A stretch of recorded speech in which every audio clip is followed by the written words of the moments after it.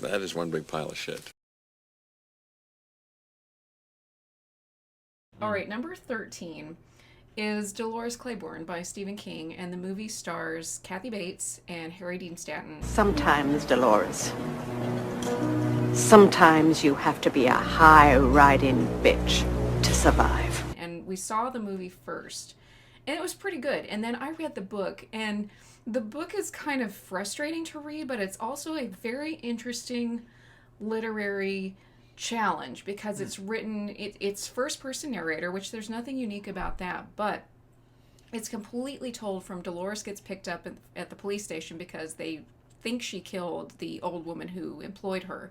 And it's just her having a conversation over this one night at the police station, and she tells the story completely from that point of view. So I think that was just, maybe Stephen King was just like, you know what, I'm going to write it this way. And so I think as a writer, it's just kind of interesting to appreciate a unique style of telling the story. Maybe so. Maybe challenge him on it. Like, even Carrie was kind of based off of a challenge. Like, his wife said, like, you can't write women.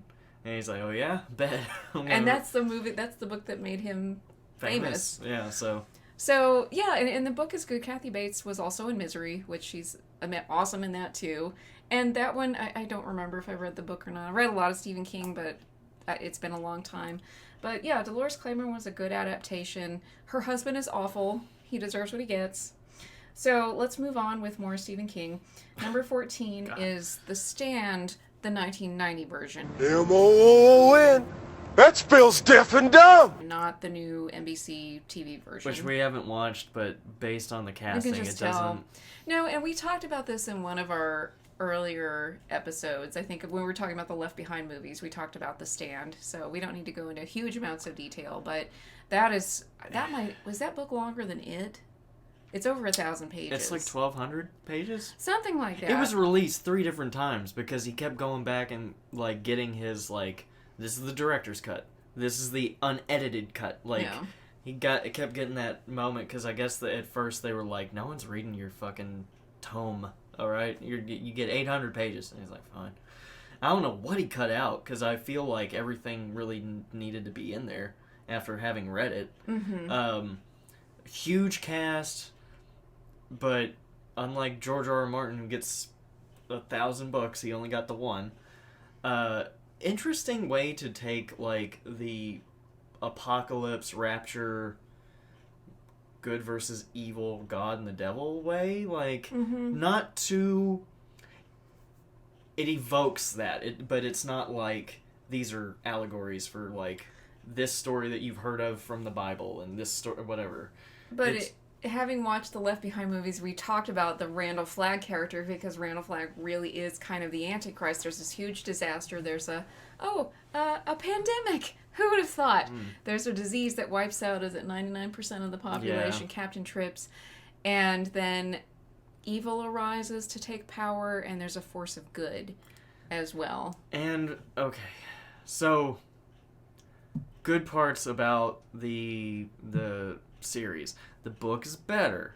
Oh yeah, the book's better. But the series, considering it was like a made-for-TV miniseries and the time it was made, it's really good. Mm-hmm. And it sticks closer to just a few characters. There's some characters that are like put together, but fine. Randall Flagg is my favorite. He's good. He's just... I don't even know who that actor is. I've never seen him in anything since then. I don't think he had, like, a big career. He was so fun, though. He was so good. He represents what I really think Randall Flagg would be like, which is just, like, almost Joker-ish. Always having fun, no matter how fucked up he is. Yeah. And always giving people shit until he's, like, at the breaking point, which... pretty good for that too. Yeah. The only bad thing is the silly masks that they like makeup that they did for him. Yeah, when he turns into a demon, it looks really dumb. You probably could have left that out. Just let him be kind of weird and not made dumb demon face, or do it in shadow or something where you never get to see it, so you just get like the feeling. But fine. Gary Sinise is awesome. The whole cast is good. This story is one of Stephen King's stabs at, the magical black person thing. So there's yeah, that. we talked about that. But I do love the character. I do, and I've kind of noticed this trope in Stephen King books that I'll forgive him for because, hey, I'd love to have as many books as Stephen King. And it's a moment where the good guys get together, and there's usually some old lady involved, and they have a meal. And it's this really nice kind of fellowship, having some downtime to then get ready for battle. You see it in The Dark Tower. I also saw it in The Outsider, which I just read, and now we're watching the TV series on HBO. And I think it gives you a nice breather because there's so much horror and death, and it's so scary. It's kind of nice to just have a moment. Like in The Stand, Mother Abigail goes on this journey and it reminds me of a Eudora Welty story. I can't remember the name of it. And she gets some chickens and brings them back. And the good guys get together and they I love that chapter have a so meal. much. I know. I love that scene. I loved it in The Outsider. I loved it in The Dark Tower. They get together with the old people and they eat. It's not just like the meal just following her that whole day. It takes her a whole day to walk all the way down to a former neighbor's house to get their chickens. She takes time to rest. She has to, like, fuck with some wolves or something that are trying to deal with her, and demons or something, and she just gets a bunch of chickens as a 102-year-old lady or something, and works her way back and talks about her childhood and stuff like that. Yeah, and they kind of do that in the miniseries where she says all are welcome and brings everybody in, and it feels, now that I've read it and I've seen it, I think, oh, as a reader, I needed that moment of just downtime, like, okay, I need a moment with the good guys where we can just relax for a moment and kind of have some fellowship together, and then we move on to fight the last battle. So it's a trope, but it's a nice trope. All right, let's move on. Number 15 is A Clockwork Orange by Anthony Burgess. You might be better off watching the movie first and then reading the book. Yeah, it's hard to get used to the dialogue. Come and get one in the yarbles! If you have any yarbles, you eunuch jelly thou! Like, it's easier to pick up in the movie. So, and I'd seen the movie first, and then I read the book, which it sounds like baby talk and Russian and Latin combined the way Alex speaks. I think the book I read had a glossary, but I kind of challenged myself. Yeah. I'm not going to look at the glossary.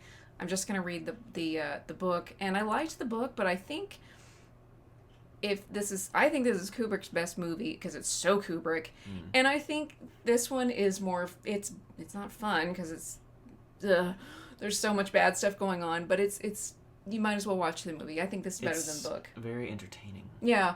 I think this is another one of those, if you're a big fan of the movie, read the book out of curiosity and then go back to the movie. I enjoyed reading it. It's, I think this is, I think that the movie is better. It's more fun. I definitely would return to the movie a lot more than the book. But it's very similar. Like, it's a very good adaptation. The ending they change to, like, the original American ending where it kind of ends on a bad note and that's it. That was Cure It, all right. right. I read it. It Alex does start to heal as a human on his own, and that was not bad. I did enjoy it in its own way, but I think the striking image at the end of just him reveling in still Complete being debauchery, terrible. yeah. I think that's a lot better of an image, like that hits you harder. So, and the name is so weird. Like, British people are weird. Like, it's like A Clockwork Orange. Like, my brain doesn't think a man-made orange, because that's what it means. It's like a fake bit of organic material. Oh, wow, I never knew that's what it meant. Yeah, because to me, when I hear it's a clockwork, I'm stupid and American. That's not a phrase to me. That makes me think, like, did you open a clock? Like, what do you mean? Did you, like, squeeze an orange in it? A clockwork, as in, it is manufactured. Ah. So a manufactured orange is, like, the allegory. Okay. So he is a manufactured person. He's no longer a organic person because he can't make his own decisions. Yeah, they made him into a different person. Okay. Weird name, but it sticks with you. Now it makes sense. Okay, number 16 is The Joy Luck Club by Amy Tan. I was taught to desire nothing, to swallow other people's misery, and to eat my own bitterness. And I don't know he doesn't know anything about it. So Amy Tan has a lot of themes of mothers and daughters and Chinese immigrants in her book, and I love this book. I have read it so many times. It's well, the cover's almost falling off. It's a fun book to read. It follows 4 daughters and 4 mothers, and it kind of has the daughters' stories, and then it goes to the mothers' backstories in China. And the movie is pretty good. I think the movie was made in the 90s.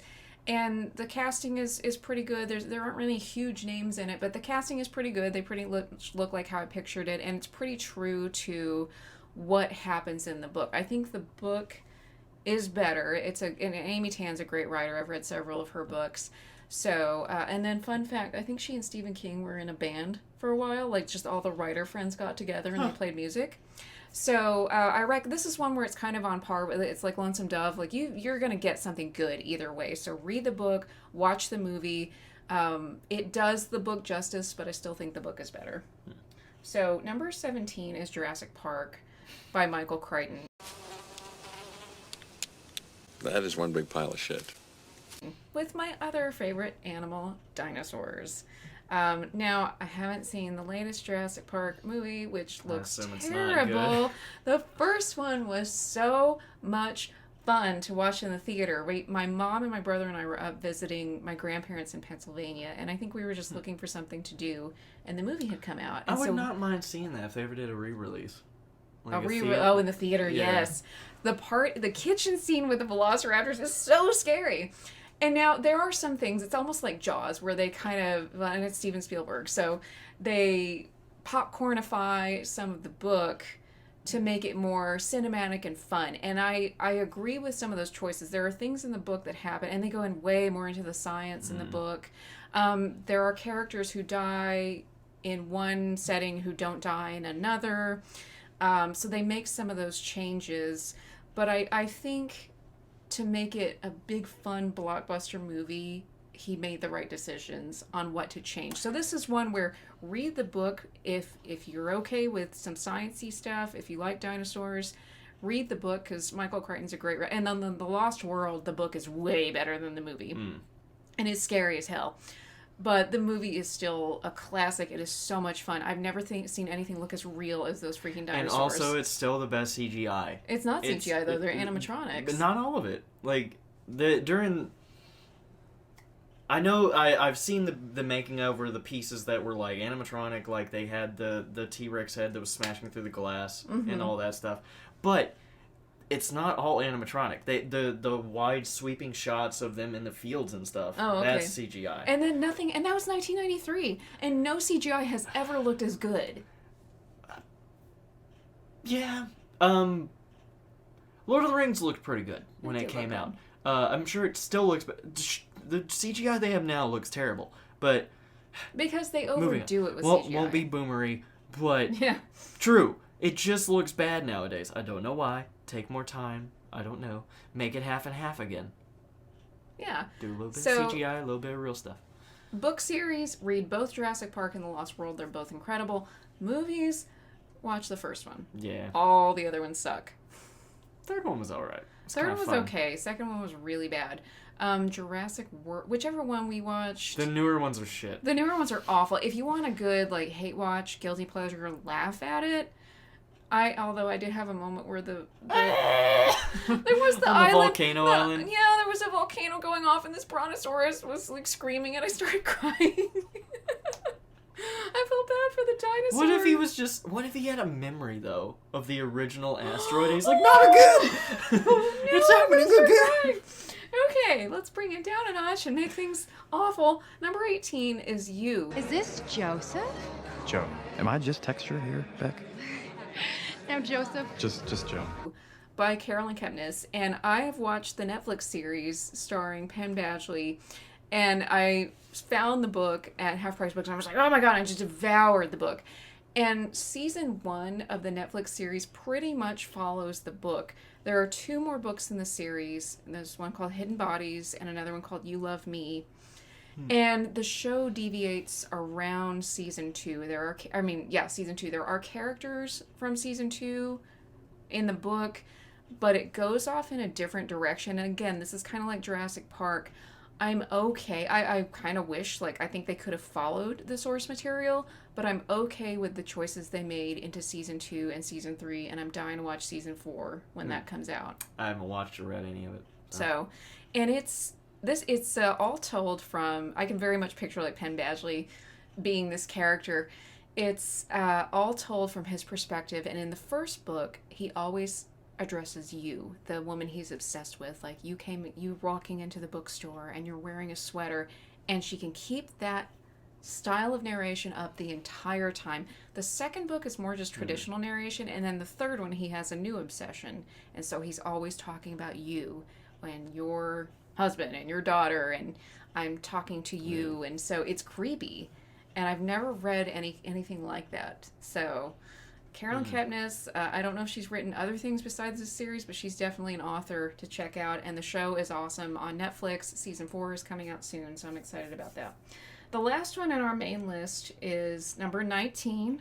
Makes sense, we're big Dark Tower fans, but it's In the Tall Grass, which is written by Stephen King and his son, Joe Hill, who is an excellent novelist in his own right. I think he's a better writer than his father. Maybe better.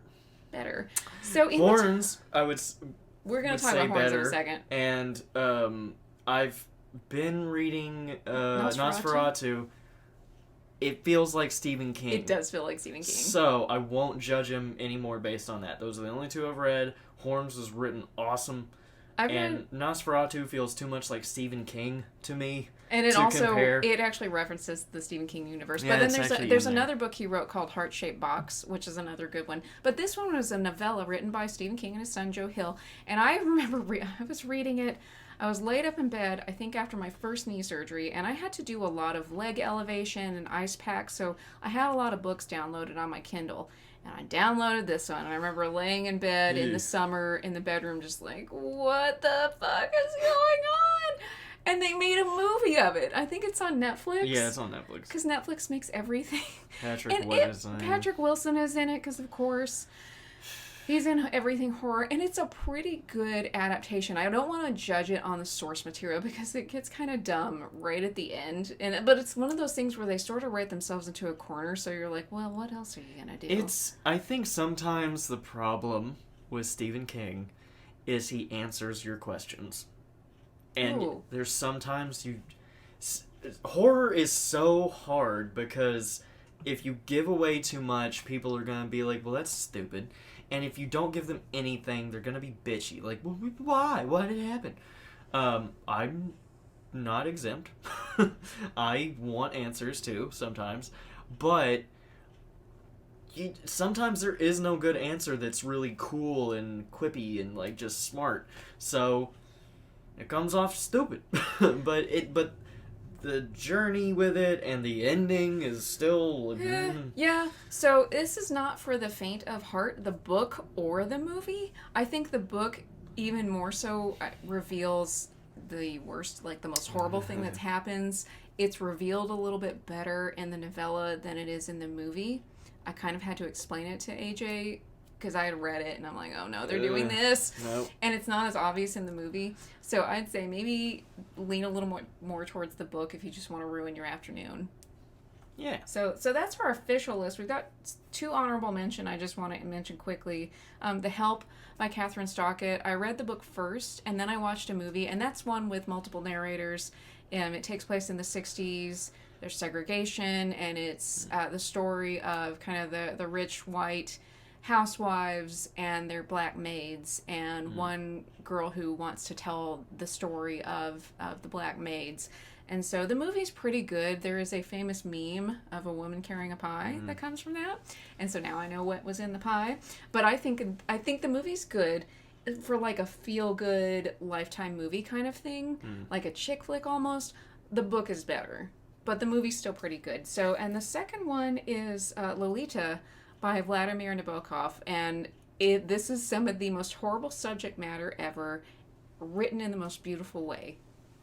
Now, it's controversial to say that, but it's good. And the movie I'm talking about, because it's been remade a couple of times, is the Stanley Kubrick version with James Mason as the narrator, Humbert, who is also the guy who is in love with Little Miss Lolita. So, unreliable narrator, bad person.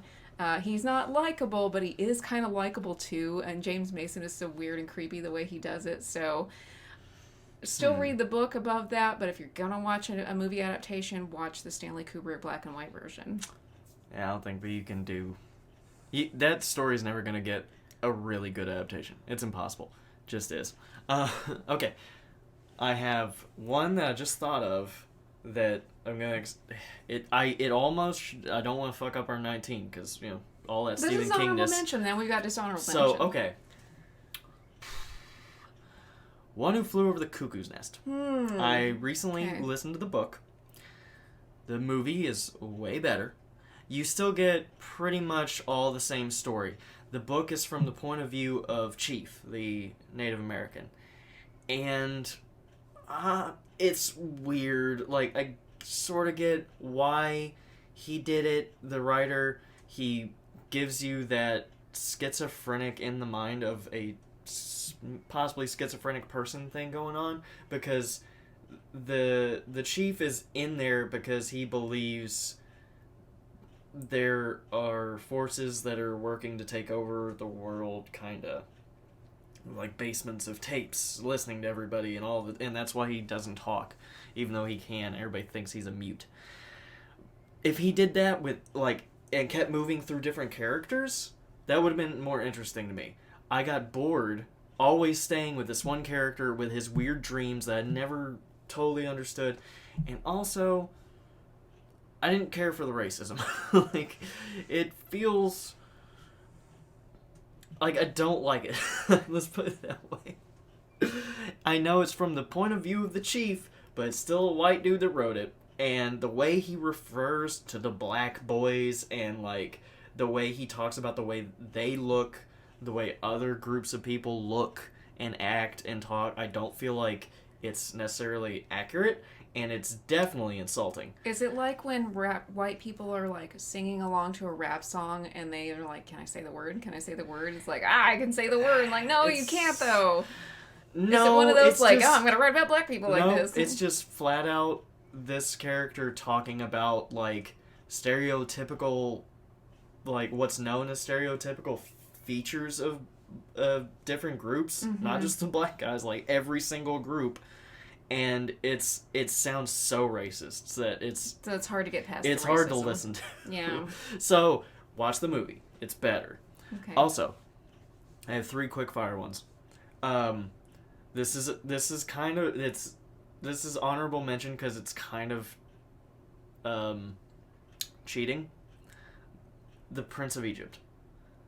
But it's a masterpiece of a movie. As in from the Bible? Yes, it's a masterpiece of a movie. It is a good movie. I know it's not totally 100% accurate. I actually think it's better than a lot of Disney movies. It's maybe not the best animated movie ever, but it's fucking good. It's probably the reason I love the Moses story way more than any other Bible story I've ever bothered to pay any attention to. But anyway, so that's my first one. Mowgli.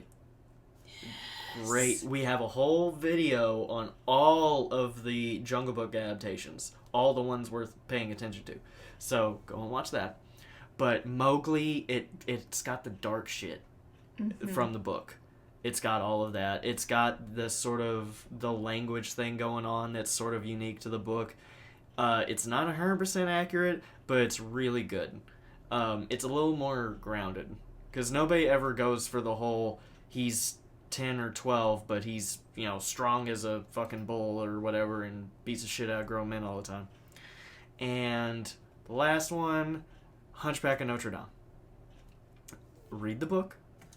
Very interesting differences, but even though it's a Disney adaptation, very good adaptation.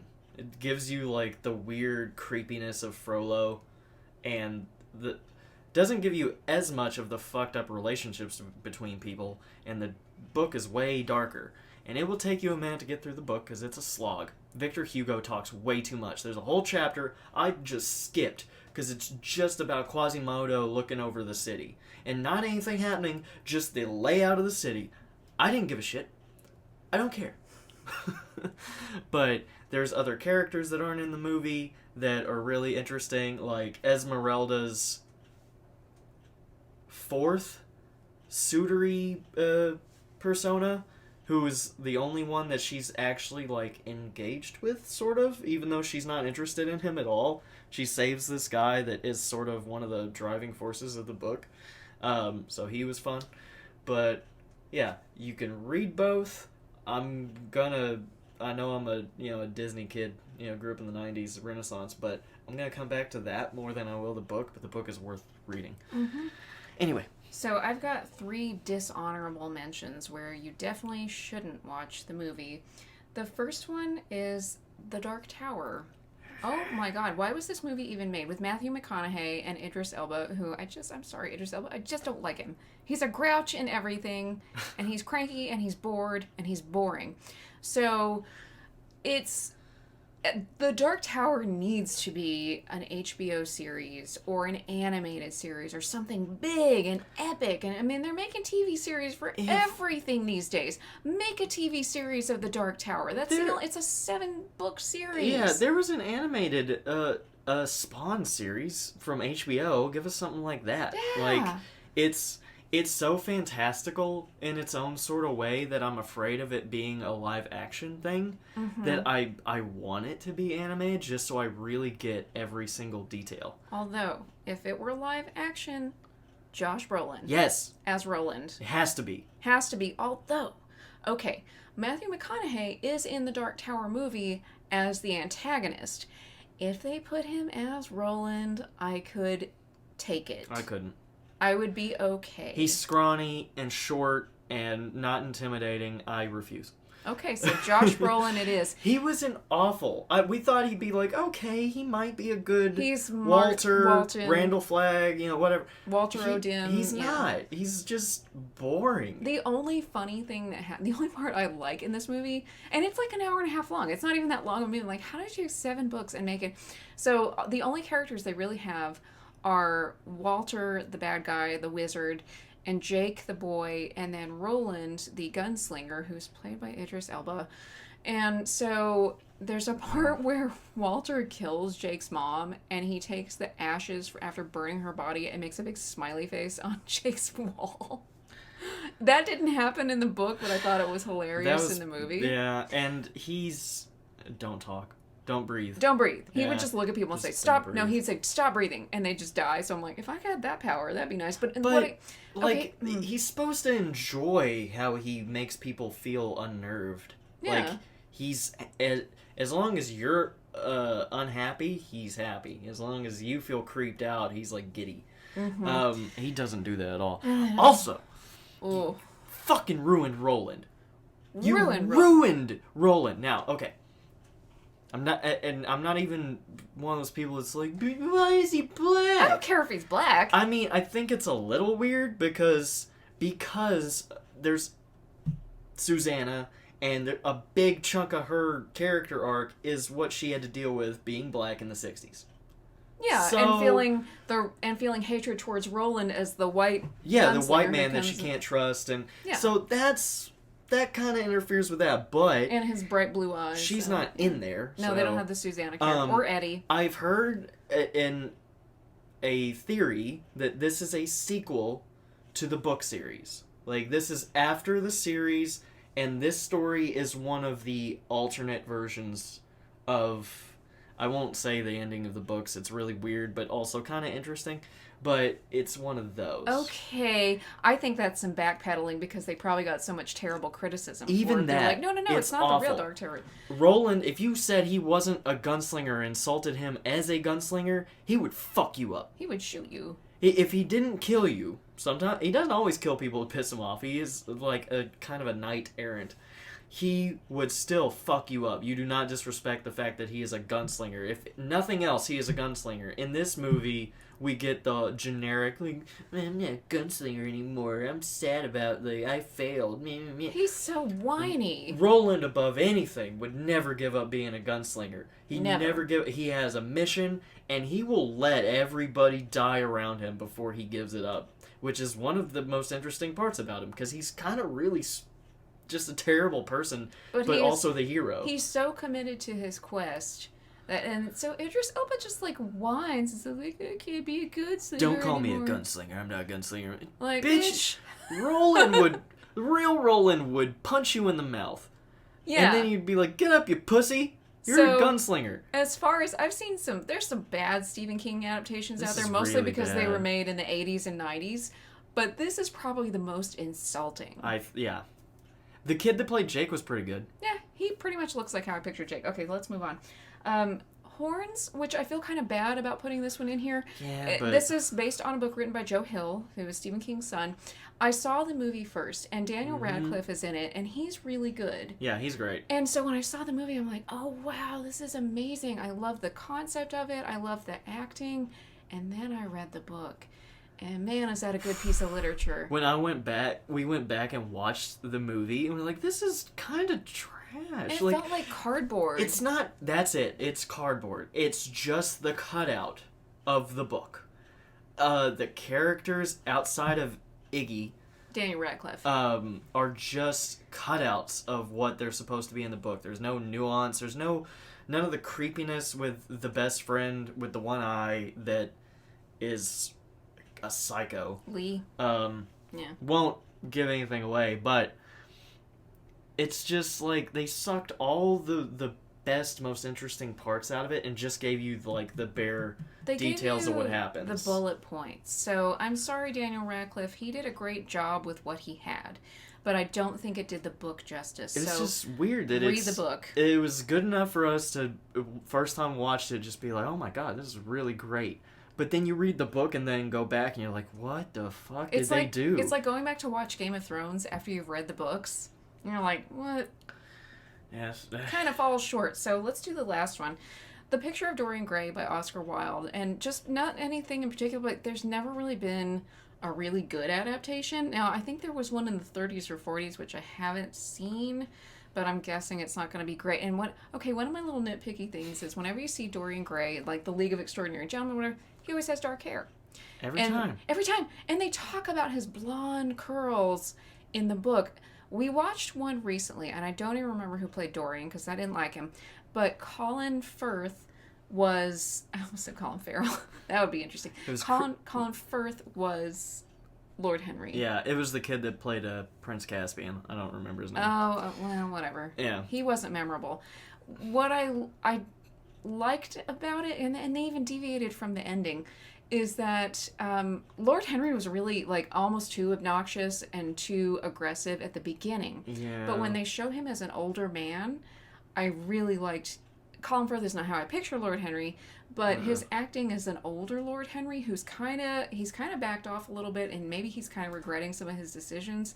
And I liked that character. I liked the idea. I would be more forgiving of it if we already had a good adaptation. I like the idea that his daughter is one of Dorian's, like, sights. Like, he picks her out, and he's like, please do not ruin my daughter. Just stay the fuck away from my family. Yeah, that's the one thing. Because I know what we used to do to people. That didn't happen in the book. Lord Henry didn't have any children, but I did like that addition in the movie that he was like, oh shit, what did I do? Because even this guy's then, trying they didn't really go far enough with it, so... Yeah, they could have done more. So that's just a disappointment because that's one of the best novels ever written. And there just hasn't been... And maybe there doesn't need to be a movie that does it justice. Maybe this is just one of those things where you stick with the book because you really can't build on perfection. But it's... I don't know. It's strange because it's really simple. And yet they can't do it right. No one's ever been able to do it right. Okay, and the hair thing. It only matters because no one's done it the right way yet. And I don't understand why. Everyone's like, he has to have black hair. Why? Because he's a dark character. I mean, no, give him blonde hair that he has in the book. If we had like 3 different versions and they all had different color hair, whatever. But it's always black. Like, he's supposed to be like, let's say a fallen angel type or an look. Adonis. Like, he's supposed to look like Lucifer, like perfect on the outside and horrible on the inside. Mm-hmm. So, and not that blonde is perfect, but you know the archetype. Well, like, no homo, Dorian's supposed to be beautiful. Is that what you're trying to say? No. I'm just saying, like, there's an archetype that it's supposed to live up to, and they don't ever They try. never do with Dorian. So that's it. That's our list. Lots of books to recommend, lots of movies to recommend, a few to stay away from. So if you want to follow us and also tell us what are your favorite and least favorite book-to-screen adaptations, comment on our YouTube video. You can follow us on Instagram at Movie Painter Pleasure Podcast, and I'll post a picture where you can put some of your favorites in there. We're also on Twitch and Discord. You can listen to us on Anchor, Spotify, and iTunes. So join our cult, be my victim, go to the library, check out books, and read. It's good for you. Sometimes.